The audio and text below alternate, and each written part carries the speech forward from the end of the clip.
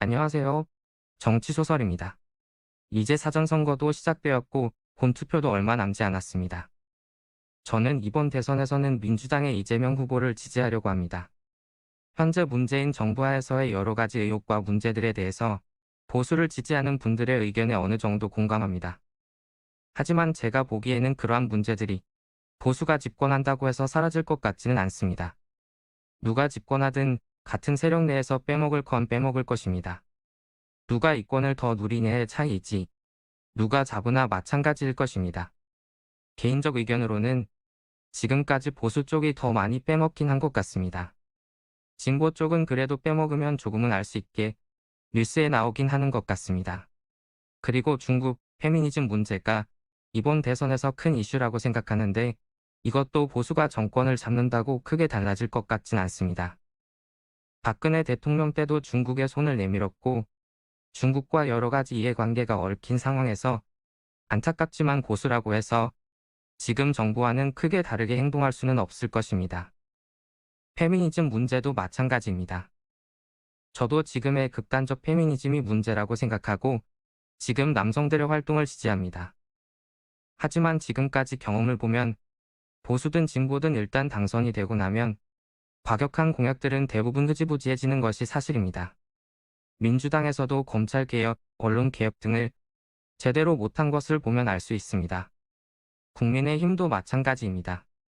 윤석열 후보가 당선이 되어도 국민통합으로 가야 하기 때문에 반대 여론을 무시할 수 없고 한 번에 방향을 틀기도 힘듭니다. 여가부 폐지도 흐지부지되지 않을까 합니다.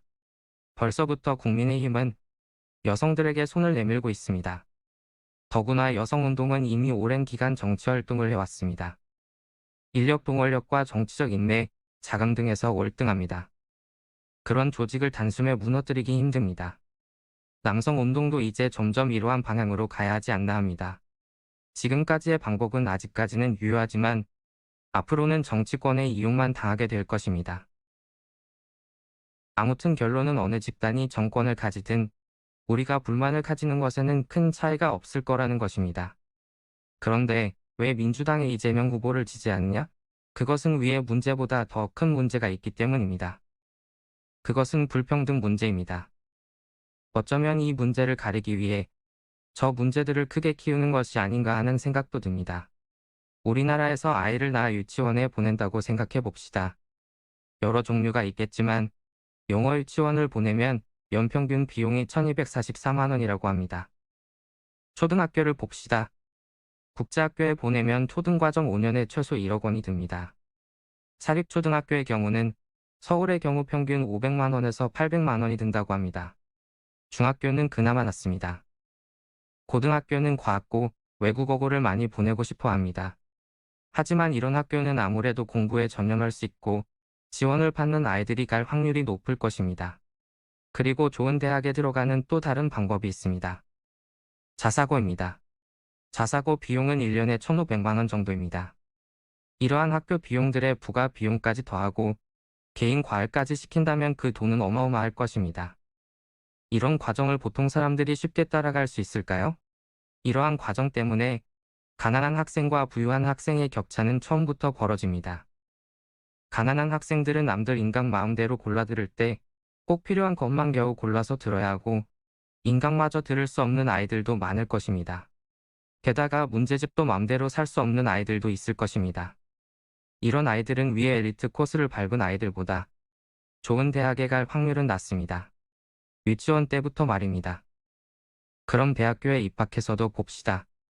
대부분의 학생들은 학자금 대출을 하고 생활비를 벌기 위해 공부보다 아르바이트를 해야 합니다. 그럼 학점 관리도 안 되고 나중에 취직에도 영향을 받습니다.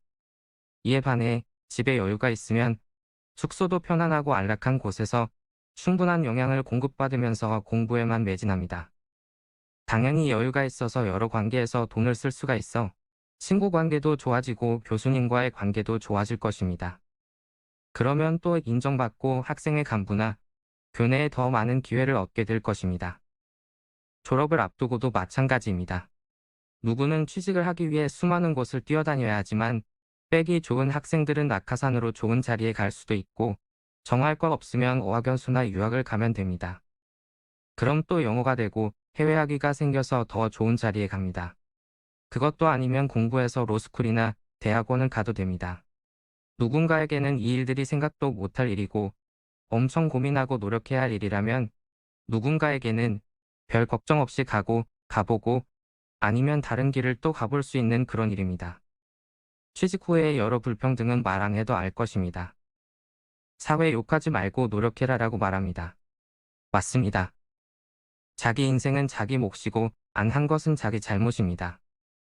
하지만 이렇게 처음부터 기회가 주어지지 않고 노력해서 성공하는 경우가 극히 일부라면 사회에 욕을 해야 합니다. 저는 이 불평등의 문제가 앞으로 더 고착화될까 걱정됩니다. 4차 혁명이 시작된 이 시기에 옳은 길로 가지 못하면 앞으로 불평등은 더욱 심해질 것입니다. 그래서 저는 이번 대선은 앞으로 5년은 공정과 기회균등에 더 무게를 두어야 한다고 생각합니다. 신분사회가 아니라 누구에게나 기회가 주어지는 사회로 가야 한다고 생각합니다. 지금은 그나마 불평등이 보이기라도 하지 신분사회가 되면 이것마저 보이지 않게 될 것입니다. 아무리 노력해도 신분의 차이를 극복할 수 없고 눈에 보이지도 않은 규제나 억압으로 그 사회가 유지될 것입니다. 가난한 사람들끼리 싸우고 귀족들에게 어떻게든 잘 보이려고 노력할 것입니다. 노력하면 귀족이 될 수 있다는 희망을 주지만 실상은 절대 될 수 없는 그런 사회가 될 것입니다. 지금까지를 보면 국민의힘보다는 민주당이 그나마 국민들에게 관심을 주었다고 생각합니다. 가장 두드러진 것 중 하나가 청와대 국민청원입니다. 지금은 이것을 당연하다고 생각하는데 이전 정부까지는 상상도 못했던 일입니다. 청와대 국민청원에 국민들이 당한 억울한 일을 올리면 반영이 되고 재수사마저 됩니다. 이렇게 국민의 뜻에 민감했던 적은 없습니다. 대통령에 대한 비판도 마찬가지입니다. SNS의 발전도 영향이 있겠지만 이렇게까지 대통령 욕을 마음대로 하던 때는 없었습니다. 이러한 것들은 당연한 것이 아니고 이번 정부가 들어오고 나서 생겨난 것입니다.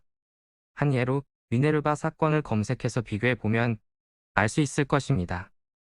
그리고 민주당 정부와 국회일 때 과한 면은 있지만 분명 기득권보다 국민 전체와 소외된 사람들을 위한 정책이 더 많았습니다. 그래서 저는 이번 대선에서 민주당의 이재명 후보를 지지하는 것입니다. 이번 대선은 국내외적으로 어려운 이 시기에 우리나라가 나아갈 방향을 결정하는 중요한 선택입니다. 다들 현명하고 소신 있는 선택을 투표로 꼭 보여주는 대선이 되면 좋겠습니다. 이상 정치소설이었습니다. 시청해주셔서 감사합니다.